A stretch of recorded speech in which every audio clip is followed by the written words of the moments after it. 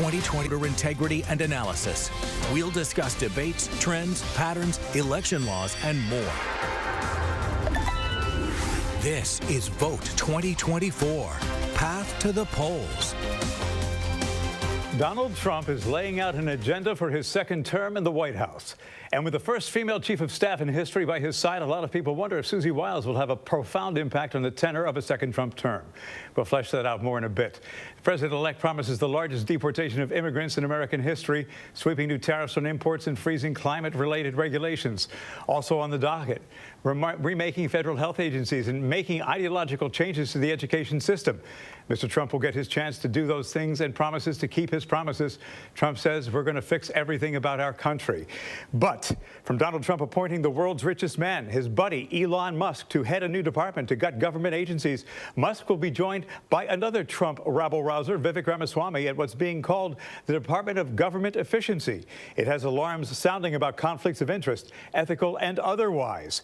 Then you have some Republican members of Congress saying President-elect Trump was poking that hornet's nest by nominating Matt Gaetz to be the nation's next attorney general.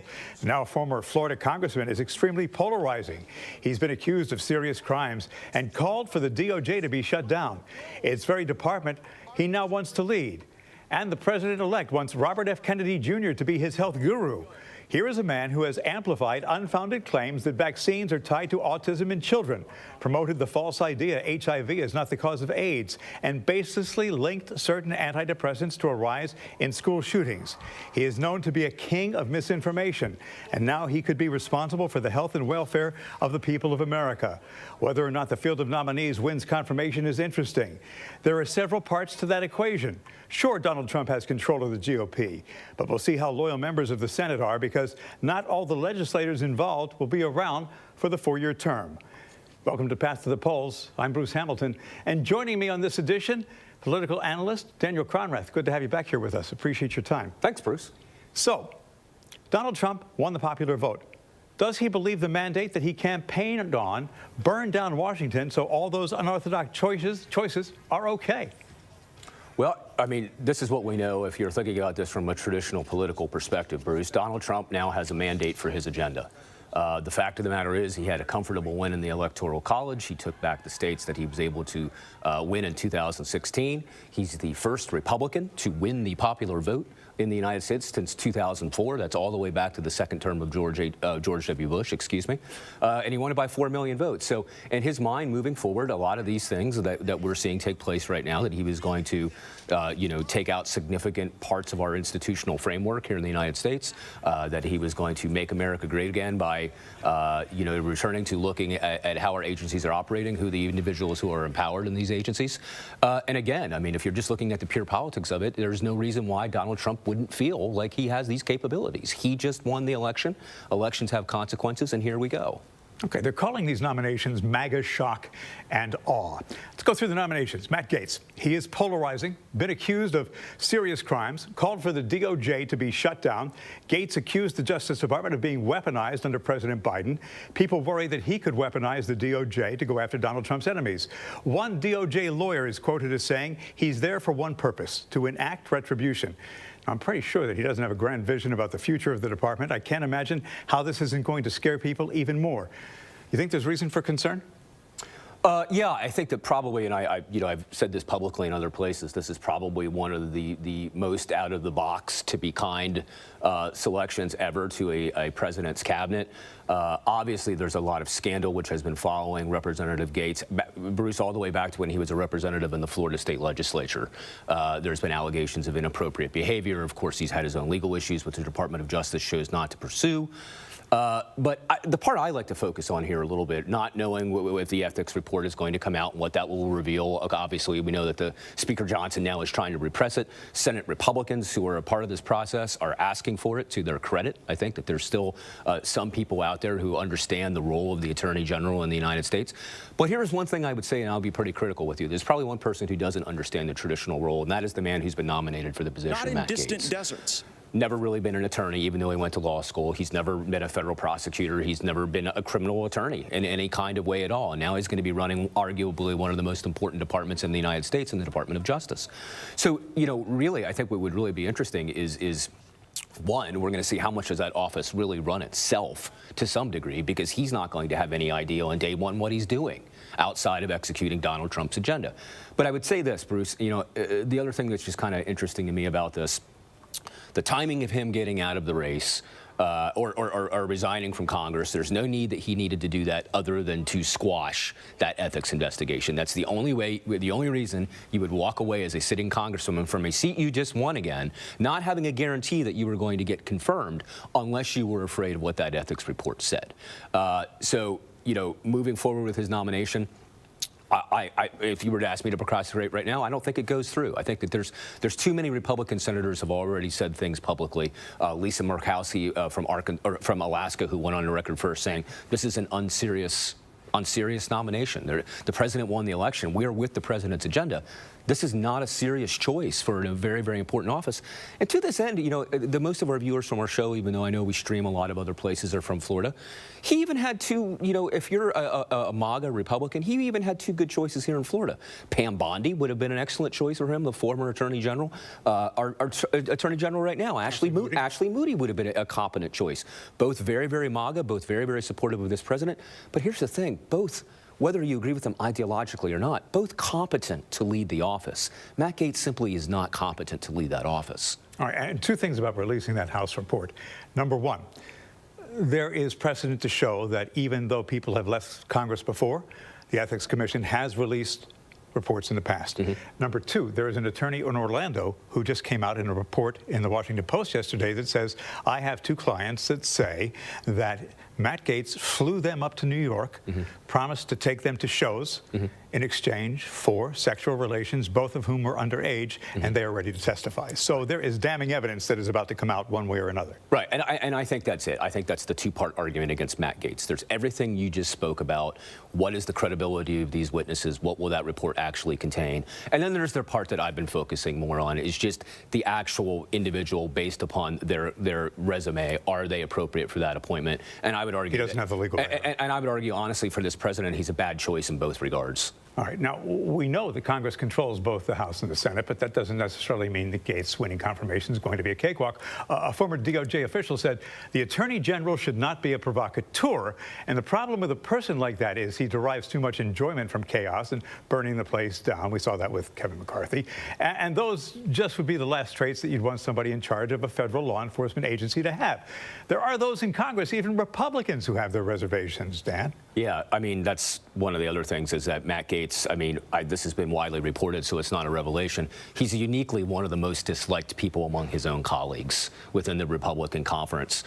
You'll remember, I mean, he literally, and perhaps, you know, if you're somebody who is of MAGA orientation politically, this is a positive to you. You know, he specifically went after Kevin McCarthy, which is why he's no longer Speaker of the House. Gaetz and the Freedom Caucus members there who reside in the House.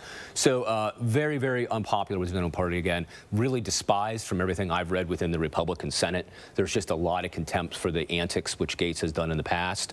And again, what I would suspect, again, in my opinion, in $1.75, Bruce will get you on the JTA here in town, is that you're going to see that this nomination and his removal from Congress is for a reason.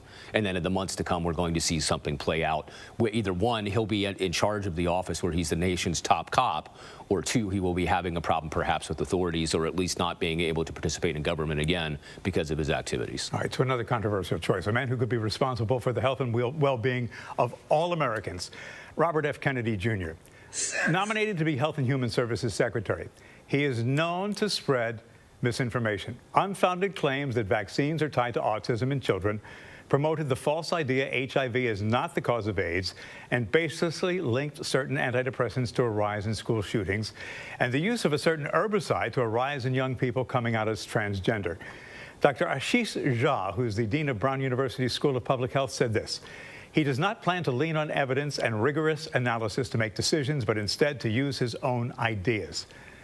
This is a man who could upend the nation's health system. Robert F. Kennedy, Jr. Yeah, it's a head-scratching pick. I mean, it really is. I mean, first, let's just look at RFK Jr.'s trajectory here within public life.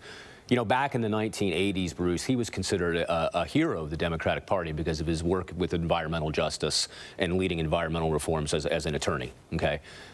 Then later on in his career, when he began to become more aspirational, you started to see a lot more of the out-of-the-box, again, to be kind, out-of-the-box thinking on a lot of things that we would view in the medical world, or scientists, medical scientists and practitioners would view as established science, okay? And beginning to question those, as you've said.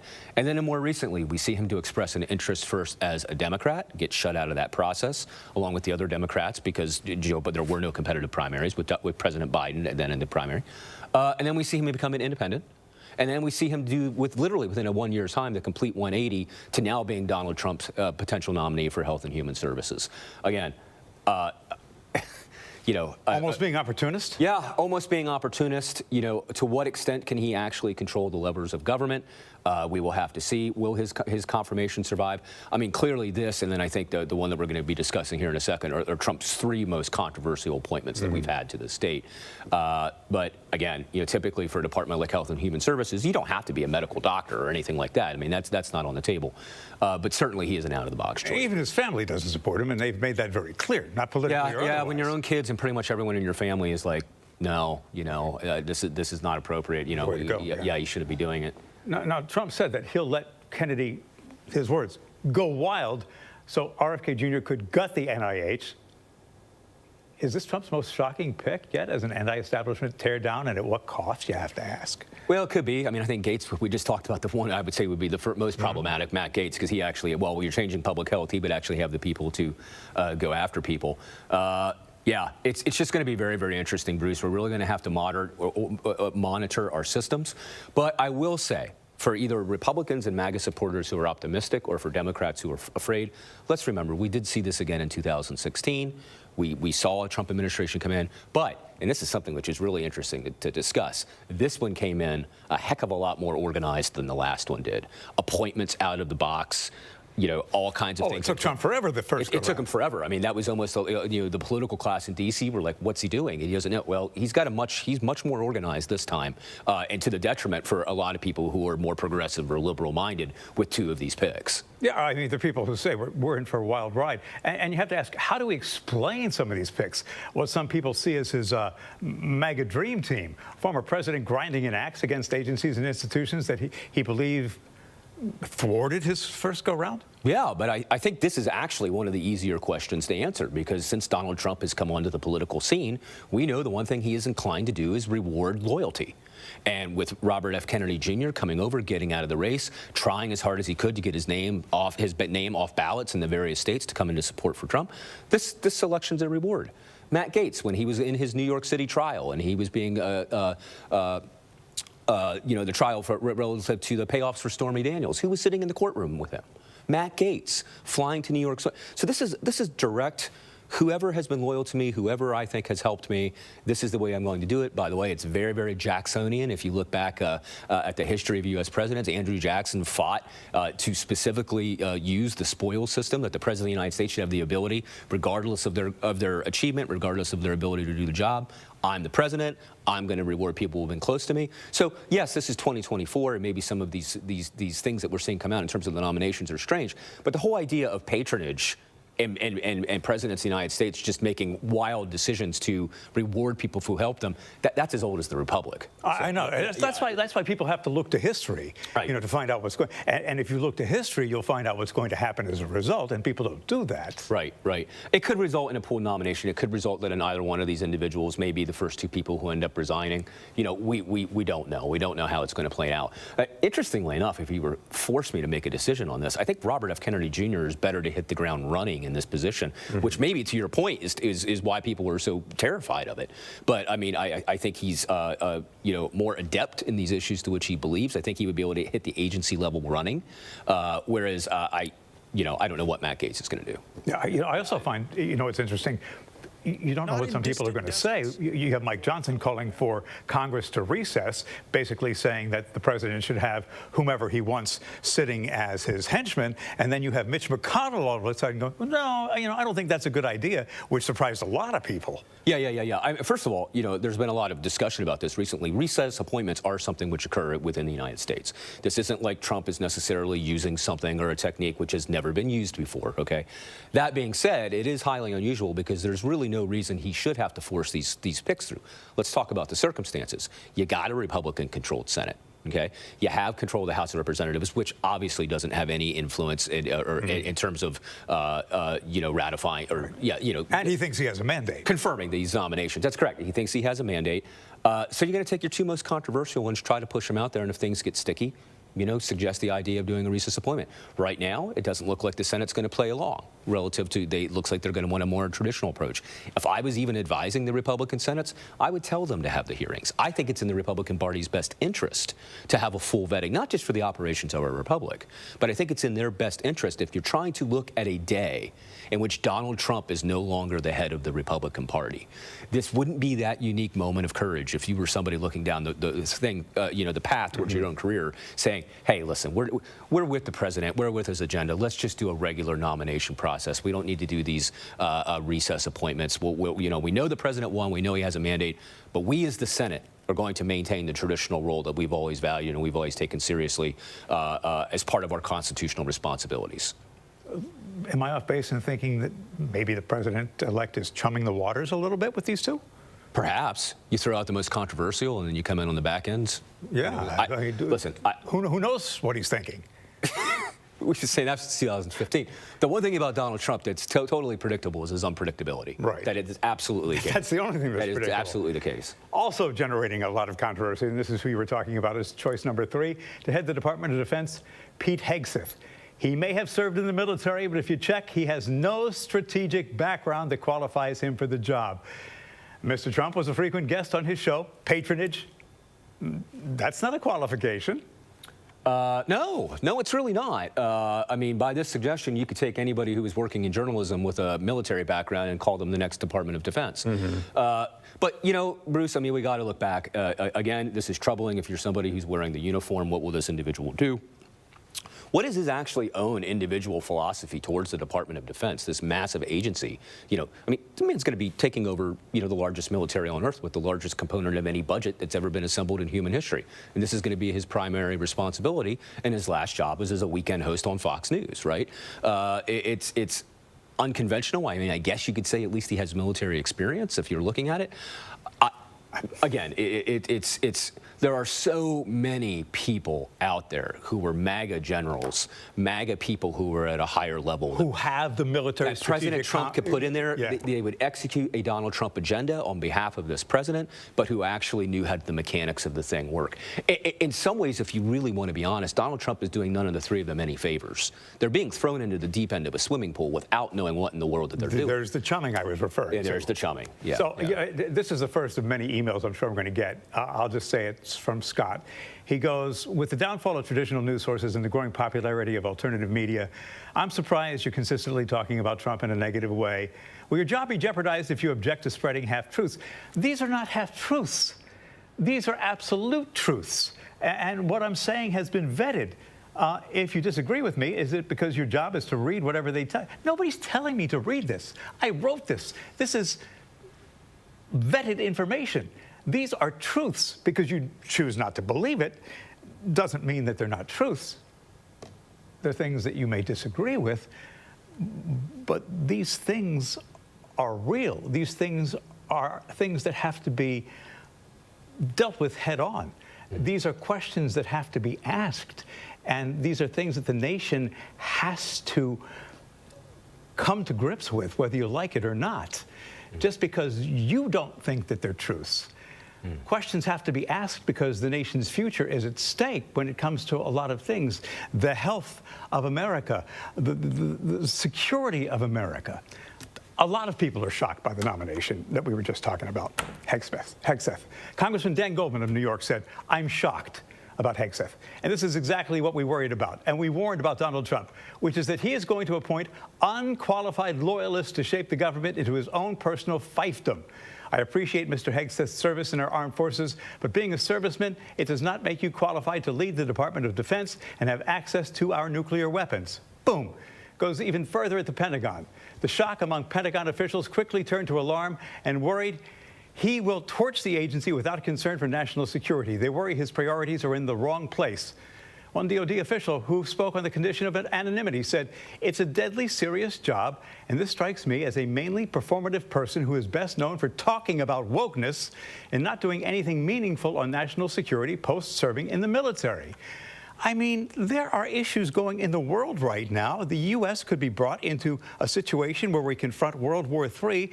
This is not the time to have the host of a television program in control. Yeah, I mean, I think I'll just repeat what I said before. It's a twofold thing. One, elections have consequences, and these are President Trump's appointments to make, no doubt about it. Two, I don't think a lot of these appointments are actually, if you are somebody who is with the president, are in the best interest of our president. I think rewarding people for loyalty in critical places like this, especially if you're a Republican and you really enjoy this, you know, setting the administration up for potential failure because you're not rewarding the right kind of loyalist is where the issue really becomes. If you have questions of not knowing what to do on the job, Bruce, ultimately that will reflect and make your president look bad if you are a failure at that position. So for me, it's not a question of President Trump appointing people to these positions who share the MAGA agenda for the United States. He won. It's just a question of their core competency and why President Trump would choose to make these appointments, which I don't think are in the best interest of him. Right, like you said, there are people who believe the MAGA dream, who have the qualifications. These just aren't them. Plenty. There's plenty of people who share Donald Trump's vision for the country in these three roles that their confirmation would have gone through the Republican Senate without the bat of an eyelash. So why put yourself down this road? I think we've already answered the question. This is loyalty. This is repaying people who have helped you through a difficult primary process. And by the way, picking people who are there to tear it down. Let's forget, one big core coalition of Donald Trump's vote is they want to see Washington, D.C. completely reimagined. Completely reimagined. I will say he's nominated three people, if they go through this confirmation process in these three, who will completely reimagine the roles that they're in. And that either if you're a Democrat and you're a liberal or you're progressive or you're somebody MAGA, that may either be good or bad. But again, I think in the long term, even if you talk about moving past Donald Trump, at some point in the future, Donald Trump will not be the leader of the Republican Party. 4 years from now. Are you going to have a legacy as the Republican Party looking back because the Department of Defense, as you knew it, has been dismantled by a Fox News television show host? You know, are the systems in place to actually protect the United States from these kind of systems? Will Republicans who are more reasonable, you know, for example, Senator Marco Rubio, who is obviously very, very much a neocon, but going to the Secretary of State, Rubio's confirmation is going to fly through, Bruce. He's not going to have any problems with that at all. Why? Because despite the fact that he shares Donald Trump's views on a lot of these, well, actually, for relative to foreign policy, Donald Trump's talked about de-escalating conflict around the world, where Marco Rubio, all his time in the Senate has been talking about promoting American strength abroad. So that'll also be very interesting as how, and of course, Rubio won't be running the Department of Defense. Rubio is going to be doing this, is going to be the Secretary of State. So he should be all about diplomacy. Yeah, he should be all about diplomacy. So it's going to be very, very, very interesting. You know, does Rubio, you know, if you're looking at a typical, you know, neocon like him in that role, he's probably be, you know, putting a lot more pressure diplomatically on a lot of these nations who the United States is at odds with. The other thing it's going to be very interesting to watch relative, and I know we weren't talking about Rubio.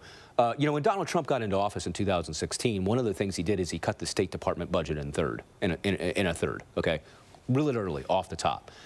To which his generals, by the way, responded, every time you defund diplomacy, you increase our need for bullets. That's just the way the modern world works, right? So it's going to be very, very interesting to see if Rubio fights to maintain the Department of State, if he tries to amplify it in some way, what that'll look like. But again, of those big ones that we've already talked about, Rubio is by far and away, at least he's qualified for the position. He's got the foreign background. He does. You know, when you talk about, you know, what he wants to do with China and some other things, he's been part of the Foreign Intelligence Committee. He does have some idea what's going on. And speaking of Donald Trump, just yesterday, you know, today being Wednesday, he went and he said, Vladimir Putin, President Zelensky, sit down with me, sit at the table. Let's talk Turkey here, and let's make things happen. Okay. You know what? That was a long time coming. Yeah. Bully for you, Donald Trump. It'd be great if you can make that happen. This is out of the realm of, most people in political science or people who teach international relations were dead set against Donald Trump meeting with Kim Jong-un when he met with him in his last administration. I actually thought it was an excellent idea. We've never, yes, I know that there's this, well, you're elevating him to the status of the President of the United States. But if you're really now a country that has nuclear weapons, if you're really looking to deter violence, what is the problem with exercising some detente and actually trying to welcome them to the world stage rather than isolate them on the world stage? So, again, that's for me personally, that's been always the more interesting elements of Donald Trump, is that even regardless of how he does it, if he can somehow produce peace and end conflict, for a lot of people, that's quite an accomplishment there in and of itself. So, at any rate. Now, let's sit down and talk things out. Yeah. What a novel idea. What a novel idea. When Path to the Polls continues, two people you might consider the chief deconstructors, if there is such a word, Elon Musk and Vivek Ramaswamy, their role in all of this, in official government roles or not, when Path to the Polls continues.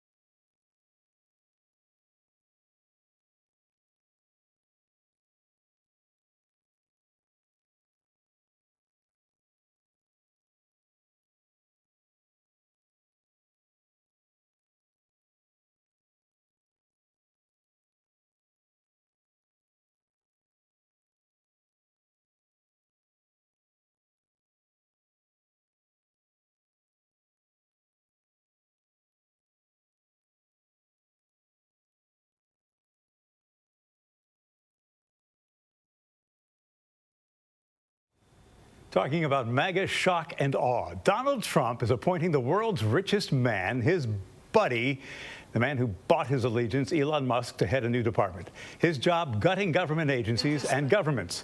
Musk will be joined by another Trump rabble-rouser, Vivek Ramaswamy, at what's being called the Department of Government Efficiency, or DOGE. Kind of like Dogecoin, you get it? Ramaswamy posted on Musk's X, "Shut it down." Not sure that leaves any room for doubt. The two of them have plans to eviscerate government. Musk wants to cut the federal budget by $2 trillion. Total budget totals what, $6.5 trillion? Is that even realistic? So this is outside the purview of the federal government. How is this even legal, Daniel? Well, that's a fantastic question. I mean, typically, if you were going to reimagine, first of all, government, you would have more of a model, say, that President Clinton did in the 1990s when he tasked Vice President Al Gore with the reinvention of government, basically going through, running it more like a private sector corporation, trying to get some of the best practices from the business world. This is when you saw things like merit-based increase in pay be introduced. You saw things like anywhere where you could basically streamline a governmental process. But, Bruce, this is the more conventional approach. Obviously, you could go in with a good federal accounting team, which is actually what you need, by the way, not Vivek Ramaswamy and Elon Musk, but actually go through and really on a department by department level. It is true. You could find waste in any union or something that you could call waste in any function of government. But when you're talking about eliminating $2 trillion from a $6.5 trillion, the first thing you're talking about— That's the third. Well, yeah, you're talking about creating a massive recession is the first thing you're talking about. The federal government spends money into existence. It taxes that money back out.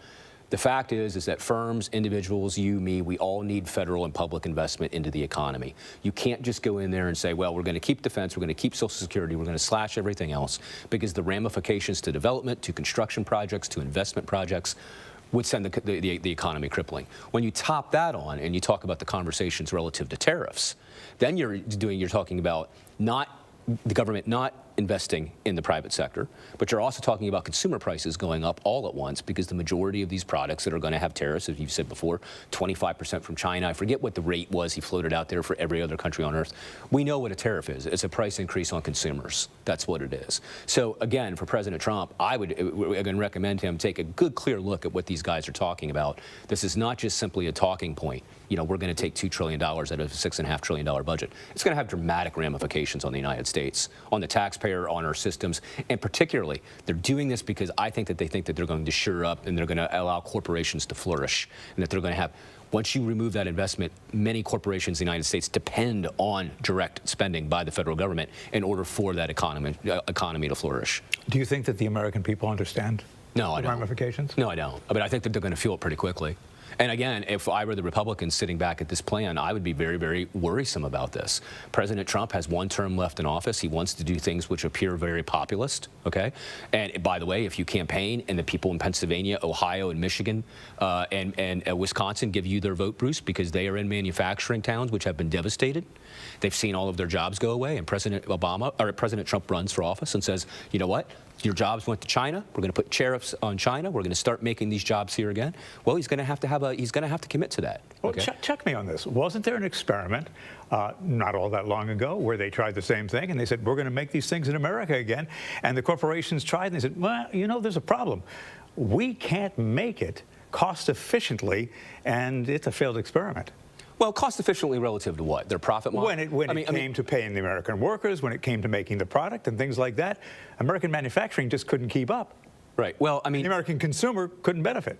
Yeah, I mean, if you're focusing this from a typical neoclassical economics perspective, okay, the number one thing that individuals do is we try to increase our own utility, which is our own happiness.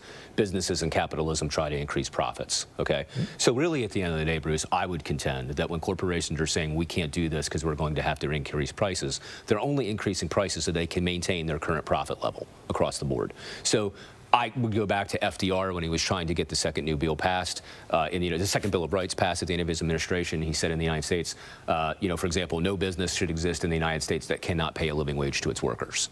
Now, of course, today we're living in an era where retailers, gig economy workers are paying nothing near a nibbling wage. A typical family of four needs $150,000 a year to live and get by, not live paycheck to paycheck. So the only thing I could say, I mean, it would be an excellent thing. I mean, and I could just say this because I've read a lot of economists who have come out, both neo-Keynesians and neoclassicals and all kinds of different views. What Trump is doing, taking this approach to the economy, is nonsensical to them. Now, again, that's the president's prerogative. But removing all that spending from the federal government at the same time trying to impose tariffs, actually what you're going to end up seeing is a pushback from his own party. There are debt and deficit hawks out there, okay? So it's going to be very interesting how that shapes out as well. None of this should come as a surprise. Steve Bannon, fresh out of jail, reiterates something he said all along when he was Trump's chief strategist. The nationalist agenda, Trump's agenda, is deconstruction of the administrative state. Is that what we're seeing with each of these appointments? I mean, it may be an attempt to try at that, but, you know, the other thing is, too, I think a lot of this is going to be protecting Trump. You suggested this earlier. Trump is going to be putting people in positions who can protect him from issues that he had in his previous administration. You know, so the one thing he would see with Matt Gaetz, for example, was complete loyalty. Note, he didn't even suggest bringing back any of his previous attorney generals who had served him in that role. Some whom the Democrats were very, very critical of, especially when we were going through the Mueller report, if you'll recall, everything which in his attorney general at the time, and I can't recall his name right now, like came out and preemptively said there was nothing in the Mueller report before the American people even saw the Mueller report, okay, with Bob Mueller's investigation. So even that kind of fidelity to Trump, where he did his job, you know, is no longer rewarded. We've hit now like a third rail with these appointments. And again, it's just very, very difficult. If you were to ask me again to prognosticate right now, I don't think they make it through. Okay, I think that the Senate's going to find a backbone. And again, I think that President Trump, upon reflection, could go out and find very, very competent people who are MAGA people for these positions that we've spoken about. And Vivek Ramaswamy and Elon Musk, that's more theatrics than what it is reality. Yeah, I don't even have time to talk about some of the other ones. Another Fox News host, Mike Huckabee, as ambassador to Israel. I mean, here's a guy who said, I don't think there's any such thing as a Palestinian. Don't think that that's going to make reaching a two-state solution any easier. Homeland Security, South Dakota Governor Kristi Noem, person to tap CIA's covert operations, John Ratcliffe. Yeah. He's got his own issues. We don't have time to go down there. So let's get down to brass tacks. We know Donald Trump won the popular vote in the presidential election. We know the House and Senate are controlled by the GOP. We've touched on this. We know Trump has his loyal followers in the Senate, but there's some mitigating factors. You do have some Republican senators who are up for re-election in the midterms, others in the ranks of the GOP who will still be there 4 years after Trump is out of office. I guess we're going to have to see how loyal they are to Mr. Trump when the confirmation vote comes around. Yeah, and then the other thing, too, you know, Bruce, I recently did an autopsy on the Democratic Party, and one of the things that actually shook out relative to the Democrats, that, you know, relative to that segment of the audience should be a little bit more positive, is that the numbers are so close in the House and the Senate that anything they try to push through, especially if you're a Democrat and you view it as controversial, legislatively, by the way, is that there's going to be a lot of gridlock. Those numbers are still very, very, very close. But this is the downside for you as well. I don't predict that this Trump administration is going to be doing a lot of legislation. I don't think they're going to be able to get a lot of these different ideas through the chamber. I think that there's going to be a lot of people in the Senate who are more traditional Republicans, while they do support their Republican president. Where the damage is going to be done, if you view this as damage, is going to be with executive orders and executive action. Where it's going to be is going to be in places like the FCC, okay, or in other independent regulatory agencies out there that create a lot of their own policy internally that the American people aren't even familiar with. You know, the FCC, for example, one of the big issues here recently, Bruce, was about net neutrality and whether individuals would still be able to surf the internet at a greater reduced rate and enjoy those freedoms versus having to basically sign up and, you know, have your speed reduced unless you're signing on with a certain service provider who also owns that app or product that you want to use, okay? So, you know, a lot of these decisions escape us, but they're taking place every day at the subcommittee level and at the agency level in Washington, D.C. So legislatively, I don't think it's going to be a lot of damage. We'll see about these appointments. Again, I'm not optimistic that President Trump gets the three of these individuals through. And I think there are two other points here. I don't think that we're in for another productive Congress in general over the next 4 years. We've had, I guess, about 8 years of unproductive congressional legislation. Also, I think that the Democrats have a lot of internal thinking to do because they've got to figure out what they're all about, where they're going, what the future holds for them. That's a reality for the Democratic Party. Yeah, yeah. The one thing I would say, because I feel like I needed to go out on this note, that I would say positive about Matt Gaetz while he was in Congress, if I was going to say one thing, is that he was always very, very consistent and even worked with AOC to stop members of Congress from being able to profit from stock trades. Because we know many of them, and it's a bipartisan grift, are getting really, really wealthy. Gaetz was outspoken. Of course, that may also be why Matt Gaetz is not popular. There's also that element, too. Yeah. There's always something.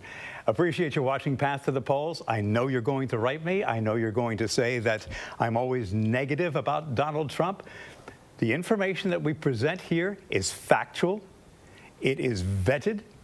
It is true. Whether you choose to believe it or not, we can always agree to disagree. I just ask that you be grounded in the way that you approach us in approaching us.